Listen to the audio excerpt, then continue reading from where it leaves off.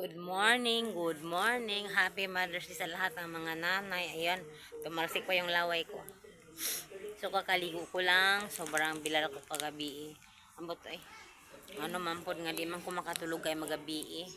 Makatulog ko mga 10. Ang lakas ng radyo ng kapitbahay. Hindi ko alam kung makapiright ako nito. Basta yun na yun. So, tulog ako ng maaga. Nagising ako ng 2 o'clock. So, natulog ako ulit 6 o'clock. So, nagising ako 9 o'clock. So, diba? So, maraming salamat sa nagbigay nito. Usually, hindi talaga ako nakakatanggap ng mga regalo, Mother's Day gift, birthday gift, Valentine's Day gift. So, ang sarap naman talaga sa feeling yung nanonood ka sa TikTok na nakakatanggap sila ng mga regalo. Masarap yun sa feeling. Gusto mo ding maranasan, di ba? Kasi hindi ka nga nakatanggap ng mga ganito. Ako pala, hindi ikaw. So, yun.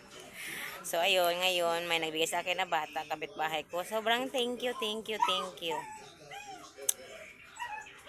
Sobrang thank you. Ayan.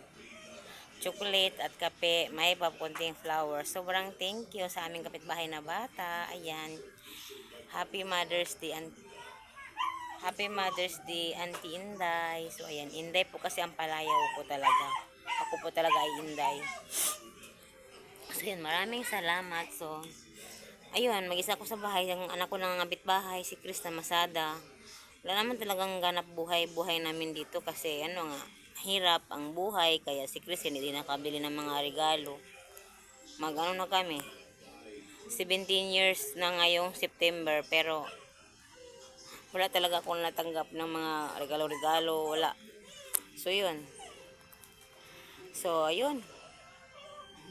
Parang, masarap din sa feeling na nakatanggap, diba? Pero, kung hindi talaga kaya, huwag na nating pilitin.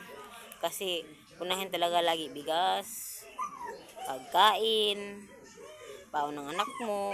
So, yun. So, ayan. Thank you talaga siyan sa ano mo sa, yun, maraming salamat. Ayan, ito ang natanggap ko. Simple siya, pero alam nyo, touch ako. At madali madaling tutuloy itong mga luha ko talaga, as in talaga. Kasi, lalo na kung may pinagdadaanan ako ng lihim lang, nang hindi ko sinasabi sa kahit na kanino. Pag kunting ano lang talaga, papaya talaga itong mata ko. So, yun lang. Thank you for watching.